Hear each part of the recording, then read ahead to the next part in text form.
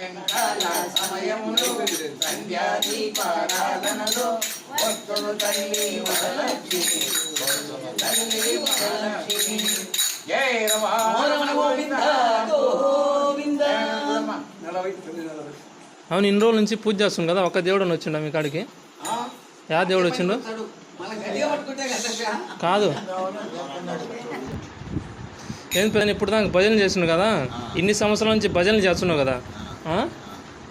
ముందు గురువే బ్రహ్మరా గురువే విష్ణురా గురువే సాక్షాత్తు. నువ్వే వాడు ఒక్కని వాడలేదు వాడు కాదు. సర్లే కానీ గురువు అన్నారు, ఎన్ని సంవత్సరాల నుంచి భజన చేస్తున్నావు కదా, ఒక్క దేవుడు అన్న నీకు కనపన్నాడా? కనపస్తున్నాడా? నువ్వు ఎన్నికల్లో ఏమన్నా దేవుడు రాముడు కానీ రావణాసుడు కానీ ఎన్నికల్లో ఎవరన్నా వచ్చి నిలబడ్డారా? ఎన్నిక అంటే మీరు డబ్బులు ఎవరు, ట్యాక్సీలు ఎవరు కడతారు? దేవుళ్ళకి కడుతున్నా మీరు? ప్రభుత్వానికి కడతారు. ప్రభుత్వానికి కడతారు. ప్రభుత్వంలో ఎవరిని ఎన్నుకుంటున్నారు? నాయకులను ఎన్నుకుంటున్నారు. ఆ నాయకులను యంత్రాంగాన్ని పాలిస్తారు. ఆ యంత్రాంగం మీకు వచ్చి ఏమన్నా సాయం చేస్తుందా? మీరు దేవుడు చేదన చేయడానికి దేవునికి ₹1 ట్యాక్స్ కట్టట్లే. ఆయన ఏం చేయలేడు కాబట్టి ఆయన ఇడికి రావాలంటే ఆయనకు పెట్రోల్ ఖర్చులు అన్ని ఖర్చులు దేవునికి ఖర్చు అవుతాయి కాబట్టి రాడు. మీరు ఎవరికి ట్యాక్సీలు కడుతున్నారు? ఆర్మీకి, నేవీకి, అంతే అన్నిటికీ, పోలీసులకు కానీ అందరికీ ట్యాక్సీలు కట్టి వాళ్ళని పందులు మేపుతున్నారు. మేపినప్పుడు మేపి అడ్డగాడుదల లెక్క రోడ్ల మీద పడి వచ్చిపోయే వాళ్ళని దోసుకుంటున్నారు. జరుగుతుందా లేదా? పంపు చెడిపోతే ఆడ పెడితే పంపు పోయి డబ్బులు ఇచ్చే పంపు అట్లా కొంచెం దూరంగా పెట్టు, ఇది రీసౌండ్ వస్తుంది. గట్టి చెప్పు. పంపు చెడిపోతే మెకానిక్ ఆడ పెడితే వారం పడి రోడ్డు మీద పెట్టిన పంపు ఎత్తుకొని పోయాడు పోలీసు. అదే అనేది ఇప్పుడు 3,000 రూపాయలు మందు పోయా. ఇప్పుడు చూడు, ఆ దుర్మార్గం అనేది ఇప్పుడు ఆ దుర్మార్గంలే. నువ్వు ట్యాక్సీలు ఎవరు కట్టినావు, ఏదన్నా కట్టినావు, ప్రభుత్వానికి కడుతున్నావు. నువ్వు ఒక నాయకుడిని పెట్టినావు ఆ యంత్రాంగాన్ని పాలించడానికి. వచ్చే జీతం వాళ్ళకు చెప్పాను. ఇప్పుడు ఏం జరుగుతుంది? ట్యాక్సీలు అయితే ప్రభుత్వానికి కడుతున్నావు. ప్రభుత్వం అంటే రాక్షసులకు సంబంధించింది. అది చెప్పాను, రాక్షసులకు సంబంధించింది. అది రాక్షసులకు సంబంధించి ఇది కూడా వస్తుంది. రాక్షసులకు సంబంధించింది ప్రభుత్వం.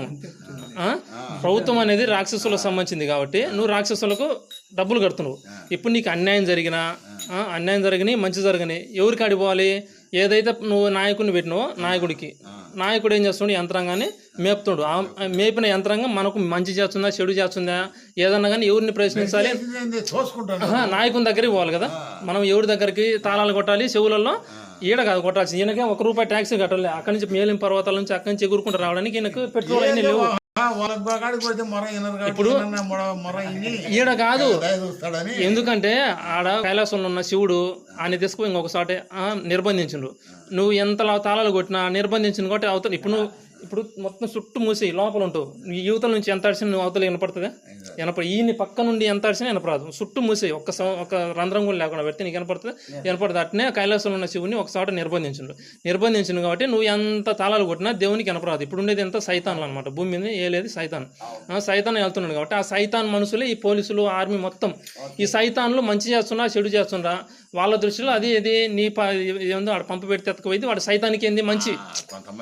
వానికి ఏమనిపించదు అంటే సైతాన్ పోలీసులకి ఏమనిపించింది? ఈ రోజు నాకు కూడా చూడు, ఈ రోజు పుణ్యం కొద్దో గవర్నమెంట్ జాబ్ వచ్చింది, జీతం తీసుకుంటున్నాడు. ఆ జీతానికి ట్యాక్సీలు ఎవరు కడుతుండ్రు? ఏదో ఒక రూపంలో నువ్వు కట్టాలి. మళ్ళీ ఈడ బైక్ పట్టుకొని అట్లా తీసుకుంటారు. ఇది ఒకటి పట్టుకుంటారు, అది ఒకటి పట్టుకుంటారు, రకరకాలుగా దోసుకుంటుంటారు కదా. నువ్వు తాళాలు తప్పెట్లు కట్టాల్సింది. అదల్లా మిద్దల మేళ సంపాదన, ఇదల్లా భార్య పిల్లలను పోల్చడానికి సంపాదన. చెప్పాను. ఇప్పుడు ఇది ఒక్కటేను. వీళ్ళకేందంటే ఈ దేవుళ్ళ కాడ కొట్టాల్సింది. ఎవరికి నువ్వు ట్యాక్సీలు ఎవరికి కడుతున్నావు వాళ్ళకు తప్పెట వాదించాలి. తప్పెట్లు తాళాలు అన్ని వాళ్ళకు వాదించాలి. చెవులలో మాకు ఈ దుర్మార్గాలు జరుగుతున్నాయి, ఈ అరాచకాలు జరుగుతున్నాయి, మనం పాలించే దేవుడు ఆ సన్నాసులకి శివులకు కానీ వాదించాలి. మనని ఏంటంటే తప్పుదోవ పట్టించాలి. చెప్పాను, మనని తప్పుదోవ పట్టించడానికి మనం పోయి ఈడ దేవుడు ఉన్నాడో దేవుడు ఉన్నాడు. దేవుడు ఉంటే దేవుని ఏం చేసిండ్రో నిర్బంధించిండ్రు. ఇప్పుడు బయట ఉండేది ఎవరు? సైతాన్ల శక్తులు, సైతాన్ల వ్యవస్థలు. ఇప్పుడు దేవుళ్ళను మంచి చేసే దేవుళ్ళు ఉంటారు కదా, వాళ్ళని మంచి చేసే దేవుళ్ళని అందరూ నిర్బంధించిండ్రు. ఇది ఒక్కటే నువ్వు మంచి చేసే దేవుళ్ళని నిర్బంధించుండు. సైతాన్ల కోసం సైతాన్ శక్తులు ఉంటాయి కదా, శక్తులన్నీ బయట ఉన్నాయన్నమాట. ఆ బయట సైతాన్ శక్తులు ఈ గవర్నమెంట్ను పాలించేది. ఆ గవర్నమెంట్లో పనిచేసే వాళ్ళందరూ ఆ సైతాన్లు చెప్పినట్టు వింటుంటారు అనమాట. ఆ సైతాన్లు ఇంకా మనకు అడ్డు వదిలిపోలేదని రెచ్చిపోతున్నమాట జనాల మీద.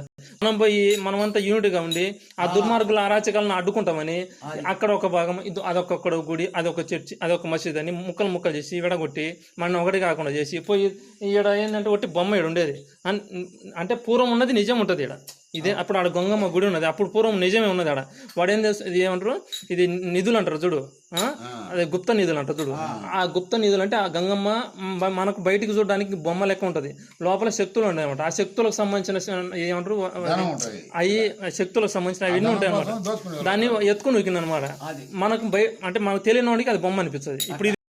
ఇప్పుడు దీని గురించి తెలియదు అనుకో, ఏదో ఇది ఒక రాయి ముక్కను ఏదో అనుకుంటాం అంతే కదా, ఏదో ఇస్త్రీ పక్కన అట్లా సెల్లు దీంట్లో అన్నీ ఉంటాయిగా. అట్లా పూర్వం అవి ఉన్నాయి అన్ని. ఇప్పుడు తిరుమల తిరుపతిలో కానీ ఆడ శ్రీశైలం అన్ని ఎత్తకపోయి ఆ స్థానంలో తీసుకుపోయిన స్థానంలో ఉట్టి రాయిని పెట్టేసి నిజాన్ని ఎత్తకపోయి అబద్ధాన్ని పెట్టేసి ఆ అబద్ధాన్ని మనం ముక్తున్నాం. ఇప్పుడు కైలాసంలో ఉన్న శివుని శివలింగం ఉంటుంది కదా, ఆత్మ ఉంటుంది, శివుని ఆత్మ మొత్తం తీసుకొని ఒకసారి నిర్బంధించి అట్లా జరుగుతుంది. ఇప్పుడు ఈ పోలీసు వాళ్ళు ఎవరు, రాక్షసులకు సంబంధించిన నికృష్టులు అనమాట. ఈ యమదూతలైనా మంచి చెడులు చూస్తారు, వీళ్ళు రాక్షస దూతలు అన్నమాట. కేవలం రాక్షస దూతలు వీళ్ళు. యమదూతలు అంటే మంచి చెడులను చూసుకొని వాళ్ళు చేస్తారు. యమదూతలు వేరు, మంచి అయితే మంచిలోకి దోస్తారు, చెడు అయితే చెడులో. వీళ్ళు రాక్షస దూతలు అన్నమాట. వీళ్ళు రాక్షసుల కోసం పనిచేస్తారు. ఇండియన్ ఆర్మీ కూడా ఎవరు మీకే అనిపిస్తుంది, దేశాన్ని రక్షిస్తుంది. ఏ దేశాన్ని రక్షించడానికి? రాక్షస దేశాన్ని రక్షించడానికి. ఇప్పుడు నీ కళ్ళెదురుగా అడవులను తగలబెడుతుంటే ఒక్కటైనా నీకు అర్థం కావడానికి. అట్లా మనని అంతా ఏం చేస్తుంటే తప్పుదోవ పట్టిస్తున్నాడు. చూడు, చిన్నప్పుడు ఓ స్త్రీ రేపురాని గోడల మీద రాసిందా, అదొకటి నీకు అంతకుముందు కూడా చెప్పిన, మళ్ళీ చెప్తున్నా. ఇప్పుడు ఏమంటున్నారు, మహిళా సాధికారత. మహిళ అంటే ఎవరు? పిశాచి. ఇప్పుడు రావణాసుని భార్య ఎవరు? మహిళ. రావణాసుని చెల్లెలు ఎవరు? మీకు అర్థం కావడం చెప్తున్నాను. చెల్లెలు ఆమె ఏంది? ఆడపిల్ల. సూర్యపక్కన ఏమంటారు? ఆడపిల్ల. ఆమె మహిళ. పేరు ఏదన్నా ఉండి ఆమెను మహిళా స్థానం అనమాట. ఏమో ఆడపిల్ల. ఈ సీత ఎవరు? స్త్రీ అనమాట. ఆ స్త్రీని ఏం చేసిన వీళ్ళు ఓ స్త్రీ రేపురాని గోడ మీద రాసిన, అంటే రాక్షసి అన్నట్టు మనకి, అంటే దయ్యం అన్నట్టు చేసినా లేదా. అట్లా ఇప్పుడు ఏం జరుగుతుందంటే మన వ్యవస్థలన్నింటిని ఒక్కొక్కటి నాశనం చేసుకుంటా మన మూర్ఖులు లెక్క అట్లా జరుగుతూ ఉంది. ఇప్పుడు భజన చేసేటప్పుడు కొంచెమైనా మేలుకొని, ఇప్పుడు మనం వ్యవస్థల మీద జరుగుతున్న అన్యాయాల మీద, అరాచకాల మీద వీటిలో మైకులలో మాట్లాడి ఉత్త భజన చేసే కాదు, మన మధ్యలో ఏం జరుగుతుంది, మన పూర్వం ఏం జరుగుతుంది. అప్పుడు తేనెత్తట్టులు ఉన్నాయి, అన్ని ఇప్పుడు తేనెత్తట్టులు ఉన్నాయి రంగస్వామి టెంపుల్లో. వాటి గురించి మాట్లాడండి. అడవులో నాశనం చేస్తున్నా వాటి గురించి మాట్లాడండి. మన ప్రకృతి నాశనం చేస్తున్నా, అది కూడా మన కాదు. ఆయుర్వేదం గురించి మాట్లాడండి. ఆయుర్వేదం ఇప్పుడు ఆకుపసరు గురించి మాట్లాడండి. తెలుస్తుంది కదా, మాట్లాడకపోతే ఎట తెలుస్తుంది. ఇప్పుడు వింటుంటే మైకులలో ఎవరైనా వింటారు, అర్థం చేసుకుంటారు, గుర్తొస్తుంది అనమాట. తేలు కొడితే ఆడికి హాస్పిటల్కి కాదు, ఏదన్నా చెక్క ఉంటుంది, నూరి పోసుకున్నా చెక్కకు పోద్ది కదా, అట్లా చెప్పాలన్నమాట. అట్లా చెప్పాలన్నమాట. అట్లా చెప్తుండాలి మైకులలో వాటి గురించి. తేలు కొట్టినా పాము కొట్టినా ఆకుపేట చెప్పకపోయినా ఏదన్నా కానీ చెప్పకూడదు అంటే చెప్పకుండా పోతే వాడికి హాస్పిటల్ బతకండి, అబద్ధం. అందుకని అది కుట్ర అనమాట. అట్లా అది కుట్ర అనమాట. చెప్పకూడదు అనేది ఒక అబద్ధం. అది చెప్పకుండా పోతే వంత పోతుంది, వాడి వైద్యం రావడానికి. ఈ వైద్యం వీడికి పోతుంది. సర్లే.